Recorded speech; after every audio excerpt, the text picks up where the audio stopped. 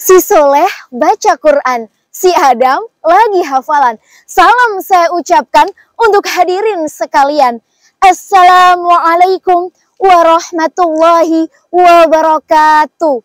Alhamdulillah, alhamdulillahirabbil alamin. Seiring puji yang tak pernah henti hanyalah milik Allah yang maha suci. Lantunan salawat berbingkai salam, marilah kita sanjungkan kepada mahkota alam, ialah kekasih Allah Nabiuna Muhammad sallallahu alaihi wasallam.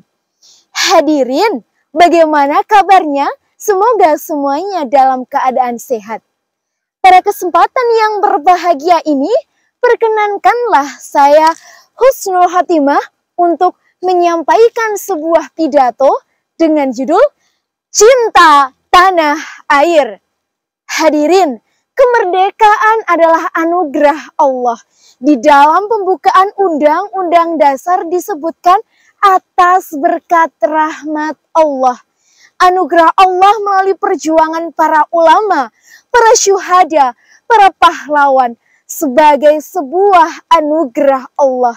Maka wajib bagi kita untuk apa? Mensyukuri anugerah berupa kemerdekaan ini.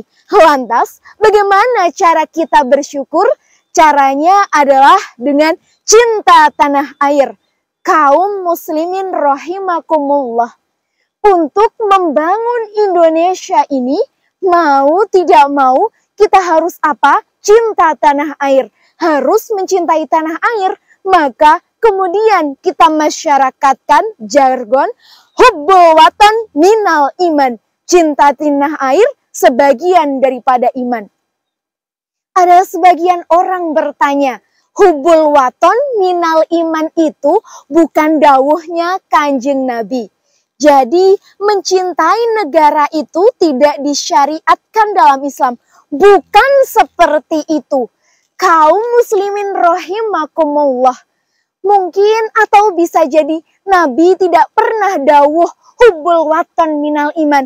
Tapi Nabi sangat mencintai tanah kelahirannya. Beliau sangat mencintai Mekah. Buktinya dari Ibnu Abbas radhiyallahu anha, Rasulullah bersabda, "Wahai Mekah, alangkah indahnya engkau sebagai negeri, dan aku sangat mencintaimu.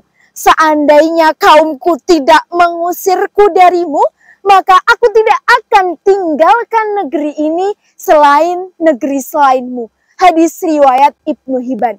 Hadirin, seandainya Nabi tidak diusir oleh kafir Quraisy, niscaya beliau tidak akan pindah dari Mekah.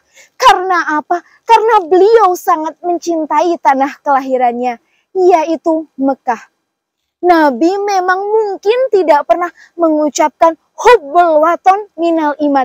Tetapi sikap beliau mencerminkan bahwa beliau mencintai negaranya. Dan inilah yang bisa kita jadikan pegangan. Mengapa negeri-negeri di Timur Tengah sekarang ini kacau balau, perang sesama warga-warga negara?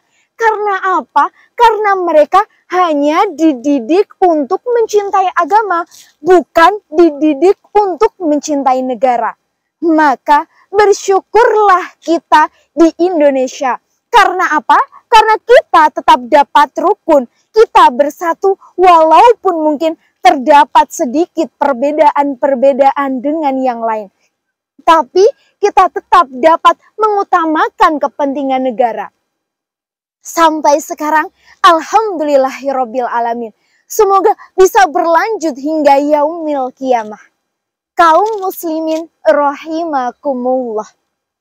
Semoga kita dijadikan oleh Allah sebagai hamba-hambanya yang senantiasa taat, yang senantiasa beruntung di dunia dan beruntung di akhirat kelak. Hadirin yang berbahagia, Al-Quran telah memposisikan umat Islam pada posisi yang merdeka, mulia, terhormat, maju, dan mandiri. Lantas, bagaimana mencintai tanah air dan menimbulkan keimanan? Untuk mewujudkan negara Indonesia yang apa? Yang maju, berdaulat, setiap warga memperjuangkan bangsa sesuai dengan profesi masing-masing. Jika menjadi pejabat, jadilah pejabat yang baik, amanah, jujur, dan tidak korupsi.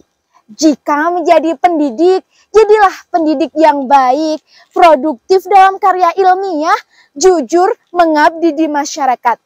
Jika menjadi pelajar, jadilah pelajar yang rajin menuntut ilmu di bidang masing-masing.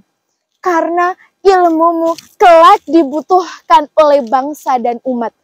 Kenapa harus cinta tanah air? Karena kecintaan yang kita hadirkan akan apa? Menjadikan tanah air kita menjadi kuat dan utuh. Dan akan menjadikan bangsa kita menjadi bangsa yang kuat. Tapi realitanya banyak masyarakat Indonesia yang mengaku cinta tanah air, tapi perilakunya malah merusak bangsa. Banyak orang yang menebang pohon sembarangan sehingga apa? Terjadi longsor di mana-mana. Buang sampah di mana-mana sehingga apa? Banjir pun melanda. Sumber daya alam pun dirusak. Kemiskinan terjadi di kampung dan di kota. Semua orang berfoya-foya tanpa memikirkan saudaranya. Na'udzubillah. Akhirnya apa yang terjadi?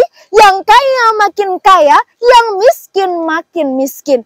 Padahal Allah Subhanahu wa Ta'ala telah mengajarkan kepada kita untuk apa? Agar warga di seluruh belahan bumi harus berdoa dan menjadikan bangsa ini aman dan damai. Sebagaimana doa Nabi Ibrahim alaihissalam dalam Al-Quran surat Al-Baqarah ayat 126.